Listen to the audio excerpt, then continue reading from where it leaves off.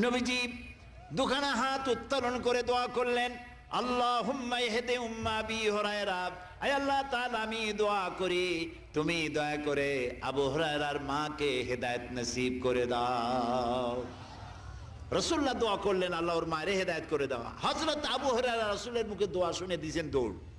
পিছন থেকে সাহাবীরা মনে করলেন আবু হুরায়রা দৌড়ায় কেন, জামা টেনে ধরছে পিছন থেকে। জিজ্ঞেস করলে আবু হুরায়রা দৌড়চ্ছ কেন, কোনো বিপদ হয়েছে নাকি? কয় না, কোনো বিপদ হয় নাই, আমাকে ছেড়ে দাও।